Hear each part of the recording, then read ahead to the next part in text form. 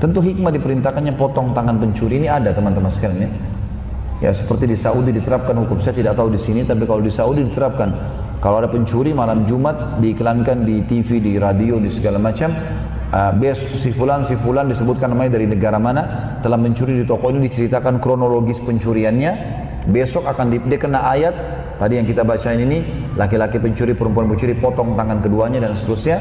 Besok di Masjid Nabawi misalnya, habis sholat Jumat nanti kita akan datang ke satu lokasi, di situ ada mobil polisi yang membawa, mobil penjara yang membawa orang ini, pencuri ini, ada mobil ambulan yang akan mengurus setelah tangannya dipotong, ada tim medis yang mengurusnya, dan ada mobil pengadilan yang melapor kepada raja kalau sudah dieksekusi. Nanti orang itu ditaruh tangannya di atas meja, kemudian diikat tangan kirinya, tangan kanan ditaruh, lalu dipotong telapak tangannya. Ya. Potongan tangan ini banyak orang yang mengatakan kejam, keras, segala macam.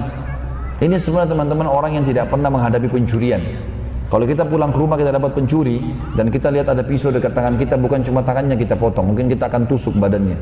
Tapi Islam datang mengatakan tangkap, iklankan supaya dipotong. Dan bayangkan kalau ada orang hadir dan niat mencuri, dia lihat tangan dipotong, maka tentu dia akan berhenti mencuri. Satu orang dipotong tangannya, 10.000 orang berhenti mencuri. Tidak asing di sini kan, di negara-negara Timur Tengah, mungkin termasuk di sini di Saudi jelas, mobilnya orang pinggir jalan nggak ada yang berani sentuh. Ya, sentuh tangannya melayang. Di Indonesia bisa lagi lampu merah, spion dipatahin, mobil ada orangnya di atas, orang lewat naik motor dipatahin spionnya orang. Itu kalau koruptor-koruptor semua tangkap, iklanin si fulan di fulan telah mencuri, besok potong tangannya di Masjid Istiqlal. Nah, berhenti itu semua. Ini. Masalahnya mereka masuk penjara, penjaranya enak, pakai AC, makannya enak, gitu kan, bisa keluar dengan surat izin, ya bagaimana? Nggak kapok lah, gitu kan? Seperti itulah. Jadi ada hikmah-hikmah syar'i di sini. Satu dipotong, 10.000 orang berhenti mencuri. Itu ayat 38. Saksi bahasan kita ayat 39-nya masih berlanjut. Ayat 39 kata Allah, "Faman taba min ba'di dzulmihi wa aslaha fa innallaha yatubu alaihi innallaha ghafurur rahim." Barang siapa yang bertobat di antara pencuri-pencuri itu sesudah melakukan kejahatan itu dan memperbaiki diri, maka sungguhnya Allah menerima taubatnya. Sesungguhnya Allah Maha Pengampun lagi Maha Penyayang. Perlu digarisbawahi satu hal teman-teman, dalam hukum Islam beda hukuman bagi orang yang kepergok melakukan satu perbuatan dengan orang yang tidak kepergok. Kalau ada orang kepergok mencuri, kepergok berzina, ketangkap basah, maka ini dieksekusi, harus dipotong tangannya walaupun dia taubat. Jadi misal dia kepergok lagi mencuri, masuk di penjara, lagi diproses di penjara, dia dapat ceramah, dia dengar ceramah, dia taubat, tetap dipotong tangannya karena dia kepergok tadinya. Tapi kalau dia tidak kepergok, misal ada orang pernah mencuri di antara seseorang di luar sana mungkin pernah mencuri, insya Allah di sini tidak ada. Kalau orang pernah mencuri di luar sana, kemudian dia sekarang tahu hukumnya, oh nggak boleh nih, haram dalam Islam. Bagaimana caranya? Tidak usah pergi mengaku ke Ustadz saya pernah mencuri Ustadz. Ya, seperti agama Katolik bisa mengaku dosa, dipercikin air langsung bersih dosanya. Enggak. Jadi antara antum sama Allah, jangan dibuka-buka. Kalau mau tanya hukum bisa, misalnya bilang, apa hukumnya orang pernah mencuri? Bagaimana cara taubatnya? Secara umum, tidak usah bilang saya pernah mencuri.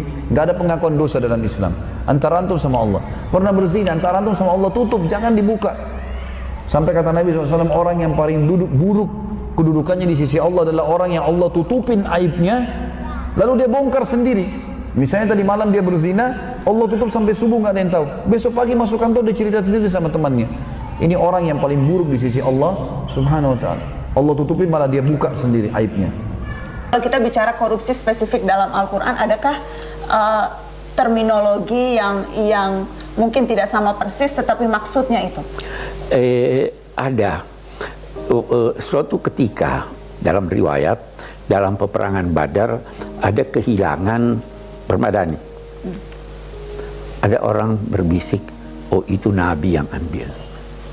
Turun ayat di surat Ali Imran, maka nali nabiyan an yaqul, tidak bisa terjadi bahwa Nabi itu berkhianat. Siapa yang berkhianat, konteksnya artinya mengambil ini, siapa yang berkhianat, dia akan datang di hari kemudian membawa apa yang dikhianatinya. Nah, sebenarnya korupsi itu pengkhianatan. Karena seorang diberi amanah, pelihara ini, gunakan ini pada tempatnya dan sebagainya, dia mengambilnya tidak menggunakannya, dia berkhianat. Nah, di situ dikatakan, itu di surat Ali Imran, di situ dikatakan siapa yang berkhianat, ghulul, ghalla, itu dia akan datang membawa apa yang diambilnya. Nabi mengilustrasikan ada orang yang berkhianat, diberi amanat untuk memelihara kambing, diambilnya satu, dia akan datang hari kemudian menggendong kambingnya, diambilnya apapun. Bahkan itu ada riwayat yang menyatakan bahwa orang yang korupsi itu, yang berkhianat itu diminta untuk mengembalikan di hari kemudian apa yang diambilnya itu. Orang itu berkata, oh sudah hilang wahai Tuhan. Dikatakan, coba lihat itu di bawah ada barangkali di sana. Maka dia lihat di bawah apa yang pernah dikorupsinya. Dia disuruh turun, ambil. Maka turunlah dia untuk mengambilnya. Lalu diangkat dengan sangat berat. Sampai di puncak, dia sudah mau sampai di daratan, dia jatuh. Barangnya jatuh, begitu seterusnya. Jadi itu penyiksaan yang digambarkan. Penyiksaan, ya, penyiksaan sekaligus pelecehan terhadap. Jadi ini koruptor sebenarnya harus dilecehkan. Yang paling pas begitu. Kalau kita memakai rujukan dalam Al-Quran, adakah yang bisa kita petik bagaimana hukuman yang adil untuk pencuri uang negara ini? Kalau kita sepakat tidak usah pakai kata koruptor, terlalu halus kata Abi Quraish, pencuri uang rakyat, pencuri besar. Koruptor itu pencuri. Jadi apa hukumannya yang pas? Kalau di Al-Quran itu ada dikatakan begini, as-sariqu was-sariqatu faqta'u aydiyahuma nakalan bima kasaba. Pencuri lelaki yang pencuri lelaki dan pencuri perempuan, potong tangannya. Nah, kata potong tangannya ini banyak ulama masa lalu berkata ya dipotong. Literally betul-betul dipotong. Dipotong. Ada juga sekarang ini sementara pakar mengartikannya cegah dia melakukan hal itu untuk kedua kalinya. Nah, saya ingin menggarisbawahi dari segi Al-Quran itu dinamainya pencuri, bukan yang mencuri. Apa bedanya? Nah, sama bedanya Abi menyanyi, ya kan? Tapi Abi bukan penyanyi. Oke. Jadi yang sudah berulang-ulang itu yang sudah berulang-ulang pencuri. Baru sekali. Oke, itu satu. Itu dikatakan oleh para ulama bahwa sebenarnya pencuri yang tertangkap itu sudah berulang-ulang. Tapi Tuhan masih nutupi dia yang pertama kali, yang kedua kali. Setelah 2-3 kali terus, barulah dia tertangkap. Semua koruptor yang tertangkap itu bukan pertama kalinya dia korupsi. Tapi karena dia baru ketahuan melakukan, baru ketahuan korupsi. Sebelum ini Tuhan masih tutupi, siapa tahu dia mau insaf. Jadi konteks memotong tangan itu diartikan saat ini adalah bukan memotong tangan dalam arti harfiah, tetapi mencegah ia untuk bisa mencuri lagi. Betul, itu pendapat sementara ulama. Tapi barangkali untuk menjadikan ada dampak jerah, potong aja tangannya. Begitu. Iya. Hud ayat yang ke-6, Hud surah ke-11 ayat yang ke-6, wa ma min dabbatin fil ardi illa 'ala Allahi rizquha wa ya'lamu mustaqarraha wa mustaudaha. Dan setiap makhluk di bumi, bahkan binatang yang melata pun, melata yang kecil-kecil, yang gerakannya lambat, gitu kan? Yang seakan-akan orang katakan, nih dapat rezeki nggak nih? Ya dari jauh dah lambat, belum tentu bisa dia dapat. Kata Allah, kamu jangan duga, semua makhluk, bahkan binatang melata yang paling kecil pun saya telah tetapkan rezekinya. Keterangan pertama kata Allah, semua rezeki itu sudah diatur oleh Allah Subhanahu wa taala, semua makhluk pasti mendapatkan sesuai kadarnya. Yang kalimat terukurnya Anda temukan di Quran surah Al-A'la, Quran surah Al-A'la ayat yang ketiga. Sabbihisma rabbikal alladzi khalaqa. Ayat tiganya walladzi qaddara fahada. Maka dialah Allah yang telah menetapkan ukuran dari segala hal. Di antara makna ukuran itu, kata para ulama tafsir, adalah ukuran dari rizki. Rizki kita sudah terukur. Jelas sampai sini? Baik, jadi rizki setiap makhluk, apalagi manusia, itu sudah tetap dari Allah Subhanahu wa ta'ala dan sudah terukur nilainya. Baik, kapan itu ditentukan oleh Allah? Buka kemudian hadis yang paling cepat, lihat Al-Arba'in saja. Nomor hadis yang keempat. Hadisnya dari Abdullah bin Mas'ud radhiyallahu taala anhu. An Abi Abdurrahman, ya Abdullah bin Mas'ud radhiyallahu taala anhu, qala Rasulullah sallallahu alaihi wasallam wa huwa as-sadiqul masduq. Ya inna ahadakum yujma'u fi batni ummihi 40 yawman nutfah. Kata Abdullah bin Mas'ud radhiyallahu taala anhu, bersabda Nabi sallallahu alaihi wasallam, sedangkan beliau pribadi yang sangat jujur, benar dan dibenarkan. Beliau itu benar, jangankan kawan, lawannya pun membenarkan. Maksud kalimat ini, kalau lawan-lawan Nabi saja membenarkan, masa Anda umatnya tidak meyakini?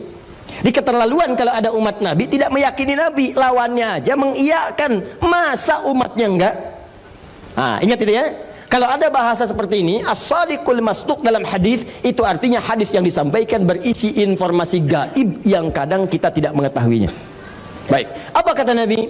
Inna ahadakum yujma'u fi batni ummihi 40 yawman nutfah. Setiap kalian akan dihimpun di perut ibundanya dalam fase penciptaan 40 hari pertama berbentuk nutfah, pancaran spermatozoa dengan ovum berproses. Thumma yakunu mithla dzalika 'alaqah. Kemudian 40 hari yang kedua berbentuk 'alaqah, zigot yang menempel di dinding rahim. Thumma yakunu mithla dzalika mudghah. 40 hari ketiga, 120 hari, 4 bulan berbentuk mudghah, segumpal daging keratan, mulai ada bentuk terlihat. Thumma yursalu ilaihil malak. Maka 40 hari ketiga ini, 120 hari, diutuslah seorang malaikat, malak. Fayanfukhu fihi ruh. Dengan izin Allah, dia ditugaskan meniupkan ruh. Wa yu'maru bikatsbi arba'in, dan diperintahkan untuk menetapkan 4 hal. Yang pertama, bikatsbi rizqihi, rizkinya ditetapkan. Jadi usia 4 bulan di kandungan. Sejak kandungan, sejak di alam rahim. Rizki yang disebutkan ini ditetapkan bagi si fulan. Misal, si fulan akan lahir 4 bulan di kandung ibunya. Dalam 4 bulan itu rizkinya mulai ditetapkan oleh Allah Subhanahu wa taala. Ukurannya jelas sampai dia wafat. Ingat, di Al-Bukhari disebutkan tidak mungkin seseorang itu wafat kecuali hatta tastawfiya rizqaha, sampai dia mendapatkan semua ketetapan dan ukuran rizkinya.